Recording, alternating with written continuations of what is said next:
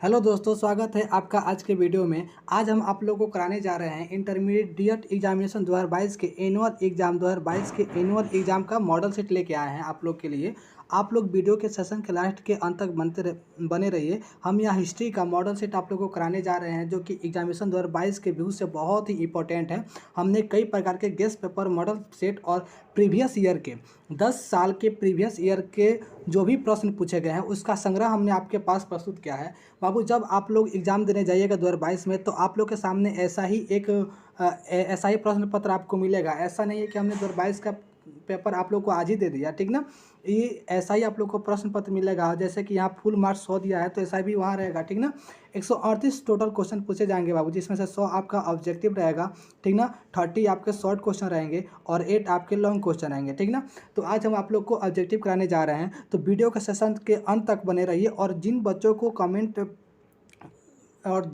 Question का answer पता है वो कमेंट बॉक्स में ज़रूर उतरते, ठीक ना। पूरा जितने भी आप लोग को क्वेश्चन का आंसर पता होगा, कमेंट बॉक्स में ज़रूर दीजिएगा आंसर, ताकि हमें पता चले कि कितने बच्चों को जवाब पहले से ही पता था, ठीक है। कितने बच्चे तैयारी में लगे हुए हैं। तो चलिए हम वीडियो को शुरू करते हैं।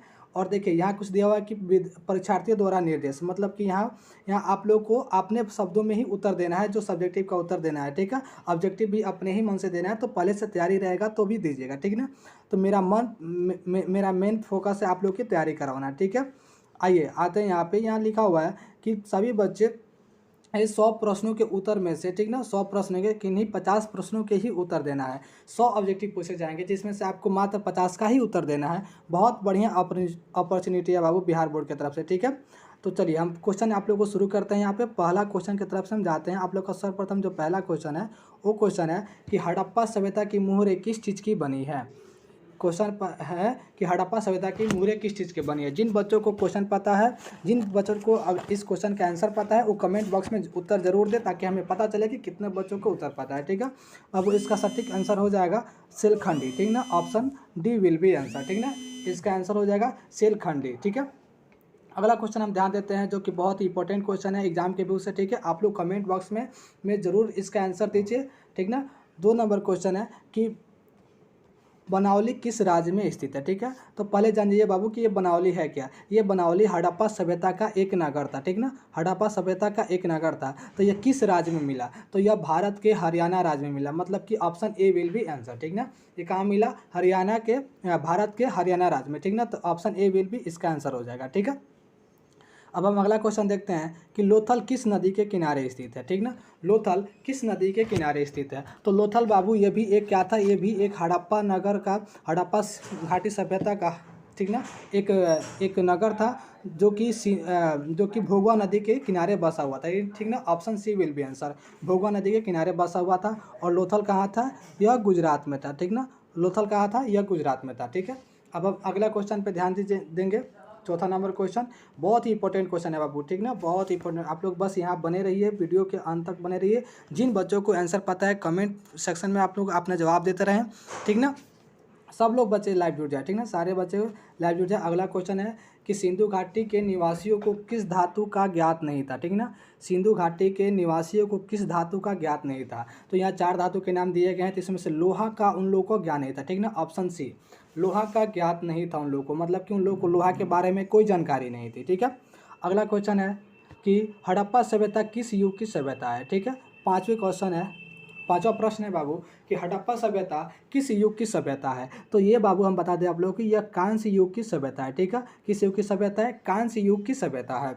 ये क्वेश्चन कई बार पूछा है, ठीक ना। यह 16 में पूछा है, 18 में पूछा है और 20 में पूछा है। तो बाबू जब ये सम संख्या, मतलब कि 16, 18, 20 में पूछा है, तो 22 में जरूर पूछेगा कि हड़प्पा सभ्यता किस युग की सभ्यता है। तो यह कांस्य युग की सभ्यता है, ठीक है। अगला क्वेश्चन हम देखते हैं कि हड़प्पा संस्कृति आधारित थी। हड़प्पा संस्कृति मतलब कि हड़प्पा किस कल्चर पे आधारित थी, किस कल्चर पे आधारित थी, वहाँ की पेशा क्या था, ठीक ना। तो वो कृषि पर आधारित थी, ठीक ना। Option B will be answer. आप लोग को यहाँ पे कृषि भरना है कि हड़प्पा की संस्कृति किस पे आधारित थी, तो आप लोग को यहाँ पे कृषि भरना है, ठीक ना। कृषि पर आधारित थी, ठीक है। अगला क्वेश्चन है, अगला प्रश्न है कि हड़प्पा सभ्यता के लोग किसकी उपासना करते थे, ठीक ना। हड़प्पा सभ्यता के लोग किसकी उपासना करते थे। तो यहाँ उपासना का मतलब होता है कि किस देवता की पूजा करते थे, ठीक ना। तो यहाँ पे होगा कि मातृ देवी की ये लोग पूजा करते थे। यहाँ पे क्या होगा कि option C will be answer, ये लोग मातृ देवी की पूजा करते थे। आप लोगों को पता होगा कि हड़प्पा नगर से एक ऐसी मूर्ति मिली है जिसके गर्भ से पौधा निकला हुआ है, ठीक ना, जिसके गर्भ से पौधा निकला हुआ है। तो ये लोग कहाँ किसकी पूजा करते थे? मातृ देवी की पूजा करते थे। अगला प्रश्न पे हम ध्यान देते हैं बाबू कि हड़प्पा सभ्यता का स्वरूप क्या है, ठीक है। हड़प्पा सभ्यता का स्वरूप क्या? स्वरूप का मतलब कि वो किस प्रकार का सभ्यता था, ठीक ना। वो ग्रामीण सभ्यता था कि शहरी सभ्यता था कि भोजन संग्राहक सभ्यता था कि कबीलाई सभ्यता था? तो बता दे बाबू कि यह शहरी सभ्यता, ठीक ना। शहरी के जगह आपको ऑप्शन में नगरीय भी लिख सकता है, ठीक ना, तो दोनों होगा, ठीक ना। यह शहरी सभ्यता था, option B will be answer, ठीक ना। इसका आंसर क्या होगा? बी होगा। आप लोग को बेहिचक रहना है बाबू, आप हमारे यूट्यूब चैनल पर बने रहिए। यहाँ पे सब चीज़ की तैयारी कराया जाएगा, हिस्ट्री, ज्योग्राफी, पॉलिटी, इकोनॉमिक्स, सब चीज़ का ऑब्जेक्टिव से लेकर सब्जेक्ट तक तैयारी होगा। आप लोग कमेंट बॉक्स में आप लोग अपना आंसर देते रहिए, जवाब देते रहिए। लाइव सेशन में दोस्तों के साथ जुड़े रहिए, और जो लोग सब्सक्राइब नहीं किए चैनल को सब्सक्राइब कीजिए, ठीक ना। बहुत मजा आने वाला है, आगे बहुत इंटरेस्टिंग क्वेश्चन प्रश्न है, ठीक ना, जो कि बहुत एग्जाम के व्यू से बहुत ही इम्पोर्टेंट है, ठीक है। अगला हम क्वेश्चन देखते हैं, अगला प्रश्न देते हैं कि हड़प्पा सभ्यता का सबसे बड़ा नगर कौन है, ठीक है। हड़प्पा सभ्यता का सबसे बड़ा नगर कौन है? तो यहाँ पे बाबू बहुत ही मतलब उलझा देने वाला क्वेश्चन है, ठीक ना। हड़प्पा सभ्यता का सबसे बड़ा नगर, इसका आंसर होगा बी, ठीक ना, मोहनजोदड़ो। क्या होगा? मोहनजोदड़ो सबसे बड़ा नगर था यहाँ का, ठीक है। चलिए बहुत अच्छा, ठीक है। अगला क्वेश्चन देखते हैं कि 10 नंबर प्रश्न है कि हड़प्पा सभ्यता की सर्वप्रथम खोज किसने की? इस क्वेश्चन को तो बाबू आप लोग को पी कर रख देना है, ठीक ना, घोर के पी लेना है, क्योंकि ये क्वेश्चन हर साल पूछता है, लिखित है कि यह हर साल पूछा है, ठीक ना, कि हड़प्पा सभ्यता की सर्वप्रथम खोज किसने की थी? तो इसका खोज बी मतलब कि दयाराम साहनी ने किया था, ठीक है ना। कौन किया था? दयाराम साहनी ने। और दयाराम साहनी ने कब किया था? तो 1921 ईस्वी में। तो यहाँ बाबू आप लोग को दो आंसर तैयार हो गया कि हड़प्पा सभ्यता की सर्वप्रथम खोज किसने की थी? तो दयाराम साहनी ने की थी। और कब की थी? तो 1921 ईस्वी में की थी, ठीक है। अब हम अगला क्वेश्चन देखते हैं, अगला प्रश्न 11 पे ध्यान देते हैं कि हड़प्पा किस नदी के किनारे स्थित है, ठीक है। हड़प्पा किस नदी के किनारे स्थित है? बहुत ही अच्छा क्वेश्चन है बाबू, यहाँ बच्चे कंफ्यूज हो जाते हैं। हड़प्पा किस नदी के किनारे स्थित है? तो हड़प्पा रावी नदी के किनारे है, ठीक ना। बाबू आप लोग जानिएगा कि हड़प्पा का दूसरा नाम है सिंधु घाटी सभ्यता, ठीक ना। हड़प्पा सभ्यता का दूसरा नाम है सिंधु घाटी सभ्यता। तो सिंधु घाटी सभ्यता के नाम से बच्चे सबको पता लगता है कि हड़प्पा सिंधु नदी के किनारे है, लेकिन हड़प्पा सिंधु नदी के किनारे नहीं है, हड़प्पा रावी नदी के किनारे है, ठीक है।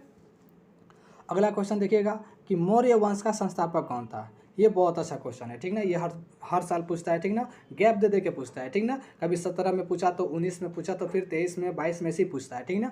तो मौर्य वंश का संस्थापक कौन था, ठीक ना। मौर्य वंश का संस्थापक शासक कौन था? तो यहाँ पे देखेगा कि चंद्रगुप्त मौर्य था, तो इसने मौर्य वंश की स्थापना की, ठीक ना। कौन किया? सी चंद्रगुप्त मौर्य किया था, ठीक ना। और इसने कब किया था? 322 ईसा पूर्व में किया था, 322 बीसी में किया था। मौर्य वंश की स्थापना किसको हराकर? सिकंदर को हराकर, ठीक है। आगे हम देखते हैं 13 नंबर क्वेश्चन कि क्षेमेंद्र की रचना कौन सी है, ठीक ना। क्षेमेंद्र की रचना कौन सी है? तो बाबू क्षेमेंद्र की रचना है बृहत कथा मंजरी, ठीक ना, ऑप्शन सी है। ये क्वेश्चन आप लोग के सामने बाबू नया लग रहा होगा, क्योंकि ये बहुत नया क्वेश्चन है और इस वर्ष आने की इसका बहुत चांसेस है, ठीक ना। क्षेमेंद्र की रचना कौन सी है? बृहत कथा मंजरी। आप लोग को आंसर पता है, तुरंत आप लोग कमेंट बॉक्स में जवाब दीजिए, पूरा कमेंट में आप लोग अपना आंसर दीजिए, ताकि हमें पता चले कि कितने बच्चों को आंसर पता था और कितना बच्चों को नहीं है। जो लोग को नहीं है वो लोग दीजिए, गलत होगा हम हैं आपको सुधारने के लिए, ठीक ना, बताने के लिए हैं यहाँ पे। 14 नंबर क्वेश्चन है कि प्रश्न है कि इंडिका किसकी रचना है, ठीक ना। अब वो इंडिका एक पुस्तक की नाम है जो लिखा गया था, ठीक ना। तो ये लिखा गया था मेगास्थनीज के द्वारा, ठीक ना। अब ये मेगास्थनीज कौन था? तो ये मेगास्थनीज चंद्रगुप्त मौर्य के दरबार में राजदूत बन के आया था, ठीक ना। किसके दरबार में? चंद्रगुप्त मौर्य के दरबार में राजदूत बन के आया था। तो आप लोग को दो चीज़ यहाँ पता हो गया कि इंडिका किसकी रचना है? मेगास्थनीज की। और ये किसके दरबार में राजदूत बन के आया था? तो चंद्रगुप्त मौर्य के दरबार में राजदूत बन के आया था, ठीक है। अगला देखते हैं 15 नंबर क्वेश्चन है कि धम्म की शुरुआत किस शासक ने किया था? धम्म की शुरुआत, धम्म का मतलब होता है कि बाबू धर्म, ठीक ना। धर्म की शुरुआत किस शासक ने किया था? तो धर्म का शुरुआत आप लोग बताते कि अशोक ने किया था, बी, ठीक ना। इसका आंसर क्या होगा? बी, अशोक ने अपने संपूर्ण जीवन काल में बाबू मात्र एक ही लड़ाई लड़ा था, ठीक ना, कलिंग। राजा बनने के बाद से इसने एक ही लड़ाई लड़ा, वो भी कलिंग। इसमें जब 1.5 लाख से अधिक लोगों का जब नरसंहार हुआ तो उसका हृदय पिघल गया, और उसने उसके बाद से क्या हुआ कि लड़ाई उड़ाई छोड़ दिया और धर्म की तरफ अग्रसित हो गया, ठीक ना।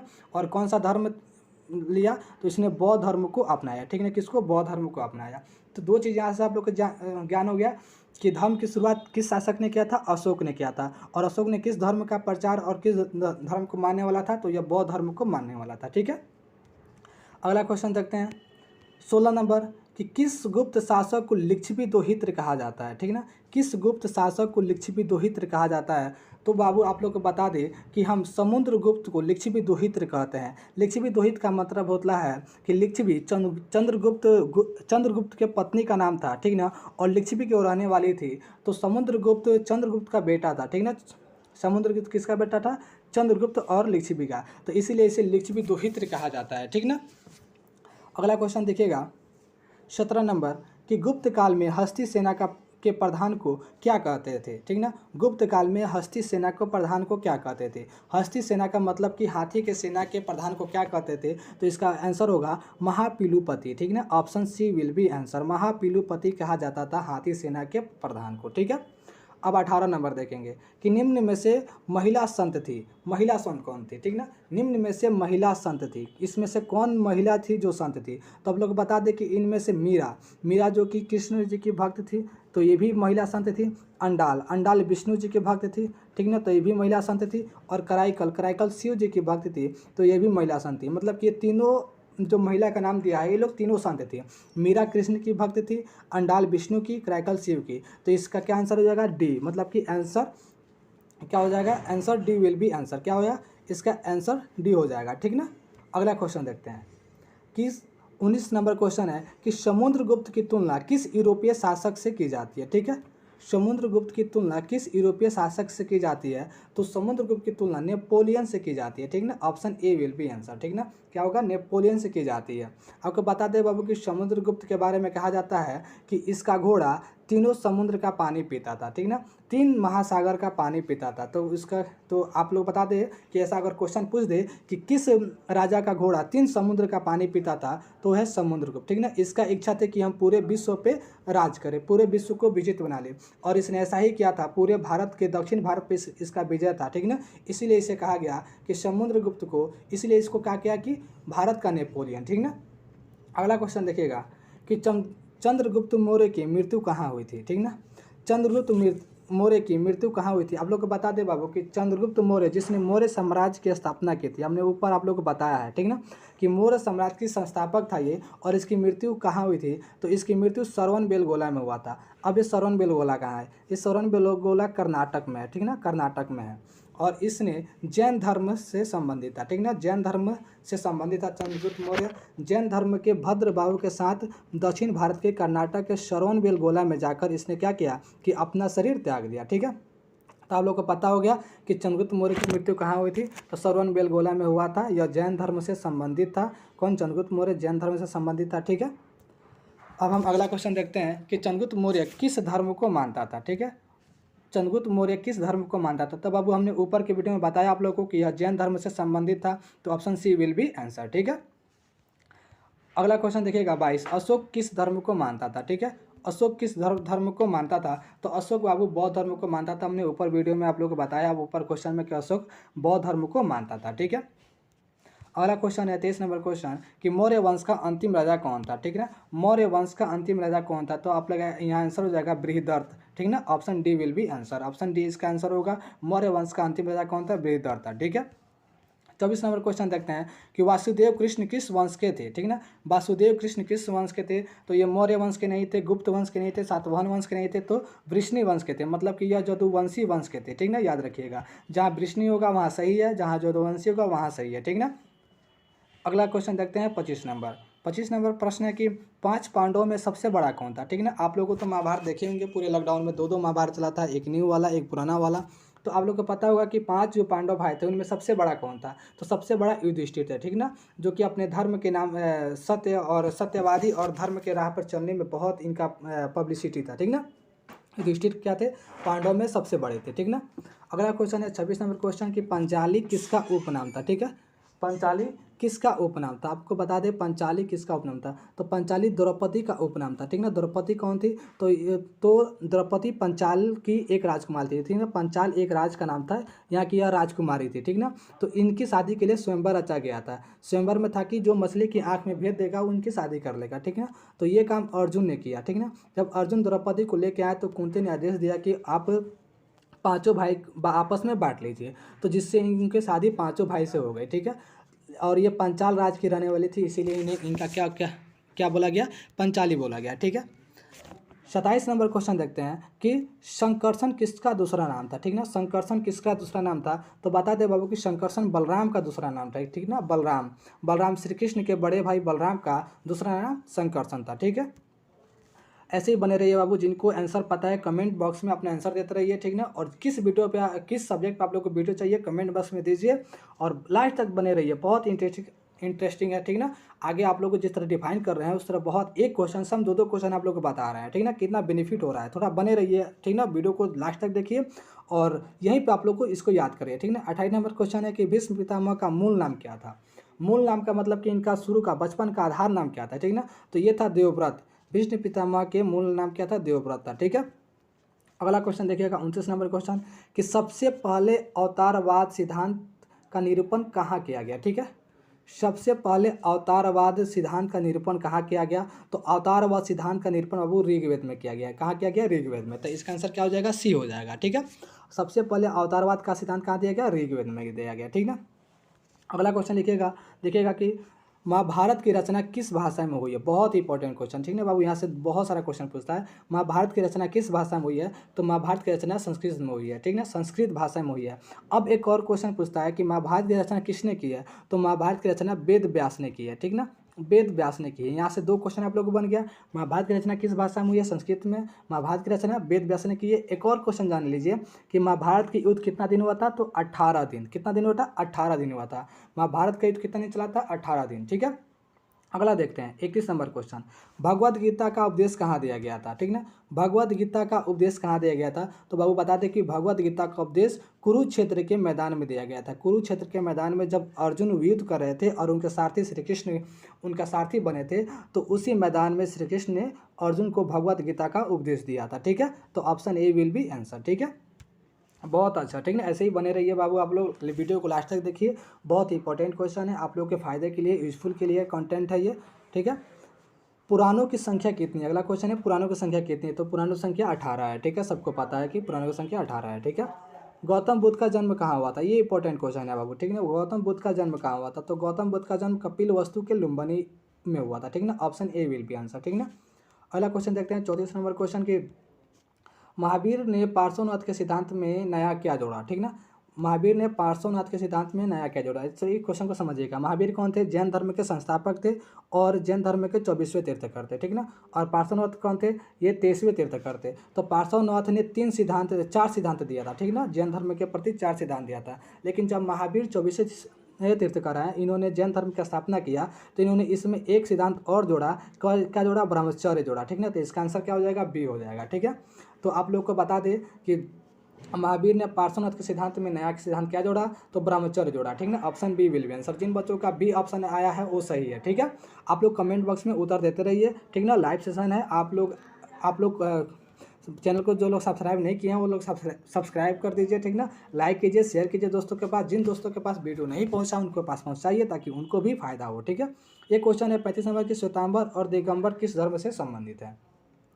श्वेतांबर और दिगंबर का संबंध किस धर्म से है, तो ये बाबू श्वेतांबर और दिगंबर जैन धर्म से है। ठीक है ना, बता दें कि जैन धर्म का 2 भाग बढ़ गया था, एक श्वेतांबर हो गया और एक दिगंबर हो गया। श्वेतांबर लोग श्वेत वस्त्र धारण करते थे और दिगंबर नग्न रहते थे। नग्न मतलब कि नंगा रहते थे। ठीक है, तो आप लोगों को पता हो गया कि यह श्वेतांबर दिगंबर किस धर्म से संबंधित है, जैन धर्म से। ठीक है, अगला क्वेश्चन, त्रिपिटक किस धर्म से संबंधित है। त्रिपिटक किस धर्म से संबंधित है, बहुत बार क्वेश्चन पूछा है बाबू। ठीक ना, त्रिपिटक आप लोग को बता दें कि बौद्ध धर्म से संबंधित है। किससे, बौद्ध धर्म से। Option A will be answer. ठीक है, अगला क्वेश्चन देखते हैं 37 नंबर कि आर्यों की सभ्यता किस नाम से जानी जाती है। ठीक ना, तो आर्यों की सभ्यता बाबू वैदिक काल के नाम से जानी जाती है। ये आर्य कहाँ से आए थे, मध्य एशिया से आए थे। ठीक ना, आप लोग उससे क्वेश्चन पूछता है कि आर्य कहाँ से आए थे, तो आर्य मध्य एशिया से आए थे और ये इनके द्वारा जो सभ्यता बनाई गई थी वो वैदिक काल की सभ्यता थी। ठीक है, अब देखिएगा कि आर्यों का सबसे प्रमुख पशु कौन था। ठीक ना, आर्यों का सबसे प्रमुख पशु कौन था, आर्यों का सबसे प्रमुख पशु बाबू यहाँ पे गाय था। ठीक ना, A option A will be answer. ठीक ना, गाय थी। ये लोग गाय का बहुत ध्यान रखते थे। ठीक ना, अतः आर्यों का सबसे प्रमुख पशु कौन था, गाय था। ठीक है, अब देखते हैं 39 नंबर क्वेश्चन, आर्यों का प्रिय पेय क्या था। प्रिय पेय का मतलब कि प्रिय चीज़ जो ये लोग हमेशा पीने की चाह रखते थे। ठीक ना, तो आर्यों का प्रिय पेय क्या था, सोमरस। जैसे हम लोग क्या है, हम लोग अभी क्या सबसे ज़्यादा पीना चाहते हैं, तो हम लोग क्या पीना चाहते हैं, कोका कोला, ठीक ना, क्या पीना चाहते हैं, कोका कोला पीना चाहते हैं, ठीक है। तो ये हमारा प्रिय पेय हो गया। तो उसी तरह आर्यों का प्रिय पेय क्या था, उसी तरह आर्यों का प्रिय पेय क्या था, सोमरस था, ठीक ना, ये लोग सोमरस पीना चाहते थे, ठीक है। अगला क्वेश्चन देखिएगा 40 नंबर क्वेश्चन, ऐसे ही बने रहिए बाबू, ठीक ना, आप लोग के लिए ही फायदा है, ठीक है। महात्मा बुद्ध का महापरिनिर्वाण कहाँ प्राप्त हुआ था, ठीक ना, महापरिनिर्वाण कहाँ प्राप्त हुआ। महापरिनिर्वाण का मतलब होता है कि इनकी मृत्यु कहाँ हुई, ठीक ना, तो इनकी मृत्यु कुशीनगर में हुई, ठीक ना। तो महापरिनिर्वाण कहाँ हुआ, कुशीनगर में हुआ, ठीक है। अगला क्वेश्चन देखते हैं 41 नंबर की, इधर प्रश्न देखते हैं कि नूरजहाँ का असली नाम क्या था। नूरजहाँ, नूरजहाँ कौन थी, तो यह जहांगीर की पत्नी थी। और इसका असली नाम क्या था, तो इसका असली नाम मेहरुनिसा बेगम था। Option C will be answer, याद रखिएगा, ये नाम बहुत याद नहीं होता है, ठीक है। तो इसका आंसर क्या होगा, मेहरुनिसा बेगम, ठीक है। नूरजहाँ का असली नाम क्या था, मेहरुनिसा बेगम, ठीक है। अब देखिएगा 42 नंबर क्वेश्चन कि आइन ए अकबरी के लेखक कौन थे। बहुत इंपॉर्टेंट क्वेश्चन बाबू, ठीक ना। आपको बता दें कि अकबर तो अनपढ़ था, अकबर पढ़ा लिखा नहीं था, ठीक ना। अकबर क्या था, पढ़ा लिखा नहीं था, ठीक है। तो यहाँ पे आइन ए अकबरी के लेखक कौन थे, तो आइन ए अकबरी अकबर के 9 रत्नों में से एक रत्न थे अबुल फजल, ठीक ना। तो अबुल फजल के द्वारा ये लिखा गया था आइन ए अकबरी। तो इसका आंसर क्या हो जाएगा, अबुल फजल, ठीक है। अगला क्वेश्चन देखते हैं कि तंबाकू के सेवन पर किस शासक ने प्रतिबंध लगाया था, ठीक है। तंबाकू के सेवन पर किस शासक ने प्रतिबंध लगाया था, तो तंबाकू के सेवन पर जहांगीर ने प्रतिबंध लगाया था, ठीक ना। कौन किसने लगाया था, जहांगीर ने प्रतिबंध लगाया था, लेकिन यह प्रतिबंध रुका नहीं, ठीक है। आगे देखिएगा 44 नंबर क्वेश्चन कि आइन ए अकबरी कितने भागों में विभक्त था, ठीक ना। तो आइन ए अकबरी 3 भागों में विभक्त था, ठीक ना। कितने भागों में, 3 भागों में, खंड 1, खंड 2 और खंड तृतीय, ठीक ना। और खंड तृतीय को हमने क्या बोला, आइन ए अकबरी बोला, ठीक ना। और आइन ए अकबरी कौन लिखा था, अबुल फजल लिखे थे, ठीक है। तो ये 3 भागों में विभक्त था, ठीक है। अगला क्वेश्चन देखिएगा कि आइन ए अकबरी में अकबर के कितने सूबों का वर्णन है। तीन आइन ए अकबरी में अकबर काल में कितने सूबों का वर्णन है, तो लोग बता दें कि 12 सूबों का वर्णन है, ठीक है। Option B will be answer, 12 सूबों का वर्णन है, ठीक ना। अब देखिएगा अगला क्वेश्चन है 26 नंबर कि भारत आने से पहले बाबर कहाँ का शासक था। बहुत इंपॉर्टेंट क्वेश्चन है वो, ठीक ना। भारत आने से पहले बाबर कहाँ का शासक था। बाबर जो कि 1526 ईस्वी में भारत आया था पानीपत के प्रथम युद्ध के बाद से, तो यह उसके पहले फरगना का शासक था, ठीक ना। कहाँ का था, फरगना का शासक था, ठीक है। अगला क्वेश्चन देखिएगा कि अकबर ने टोडरमल को दीवाने अशरफ कब नियुक्त किया, ठीक ना। अकबर ने टोडरमल को दीवान अशरफ कब नियुक्त किया गया, तो यह 1583 ईस्वी में इसने नियुक्त किया था, ठीक ना। अकबर ने टोडरमल को दीवान अशरफ कब नियुक्त किया था, 1583 ईस्वी में, ठीक है। अगला क्वेश्चन देखते हैं बाबू 28 नंबर क्वेश्चन कि औरंगजेब ने अपने जीवन का अंतिम भाग कहाँ बिताया था। औरंगजेब ने अपने जीवन का अंतिम भाग कहाँ बिताया था, तो आपका आंसर हो जाएगा दक्षिण भारत में, ठीक ना। Option D will be answer, यह दक्षिण भारत में बिताया था, ठीक है। अब 49 नंबर क्वेश्चन देखते हैं कि भारत का प्रथम मुगल शासक कौन था, ठीक ना। भारत में आने वाला जो प्रथम मुगल शासक था कौन था, तो आप लोग को पता है कि बाबर था, ठीक ना। बाबर 1526 ईस्वी में प्रथम पानीपत का युद्ध लड़ा और वहीं से मुगल शासक आपके देश में शुरू हुआ, ठीक ना। तो प्रथम शासक कौन हुआ, बाबर हुआ, ठीक है।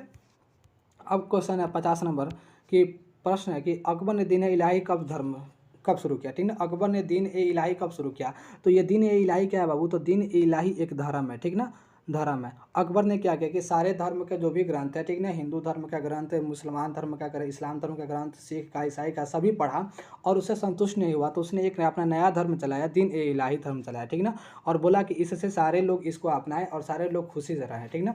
तो यह 1582 में इसको शुरू किया गया था, 1582 ईस्वी में इसको शुरू किया गया था, ठीक है।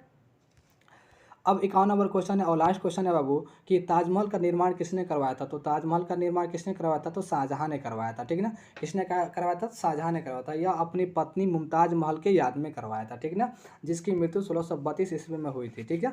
तो उनकी याद में इन्होंने ताजमहल बनवाया था। तो वीडियो यहाँ पे सेशन कंप्लीट होता है बाबू। 50 क्वेश्चन का आज हमने आप लोग को सेट करवाया। 50 नंबर इसका ये है पार्ट 1, ठीक है बाबू। ये क्या है, ये है पार्ट 1, ठीक है। इसका पार्ट 2 आप लोग के सामने बहुत जल्दी ही प्रस्तुत होगा, ठीक है। इसका पार्ट 2 आप लोग के पास बहुत ही जल्दी हम प्रस्तुत करेंगे, ठीक ना। ये पार्ट 1 है, ठीक है, पार्ट 1, ठीक है। इसके बाद हम आप लोग को पार्ट 2 जरूर देंगे, ठीक है। आप लोग वीडियो के अंत तक बने रहिए और बताइए कि वीडियो आज का कैसा लगा। आई होप आप लोग को बहुत अच्छा लगा होगा, ठीक ना। वीडियो के सेशन में आप लोग कमेंट करके जवाब दीजिए, लाइक कीजिए, शेयर कीजिए और दोस्तों के पास शेयर कीजिए ताकि उनके पास ये 50 का 50 क्वेश्चन पहुँचे। फिर हम पार्ट 2 लेके आएंगे, ठीक ना। आप लोग के बोलने के बाद कि कितना अच्छा वीडियो लगा, पार्ट 2 लेके आएंगे बहुत जल्द, ठीक है। और आप लोग को जिस सब्जेक्ट पे वीडियो चाहिए, history, geography, polity, economics, Hindi, English बोलिएगा, ठीक ना। कमेंट सेक्शन में जवाब दीजिए, हम सब लेके आएंगे। 5 माह समय है बाबू, ठीक है ना, मात्र 5 माह समय है आप लोग के पास, ठीक है। ठीक है, थैंक यू सो मच।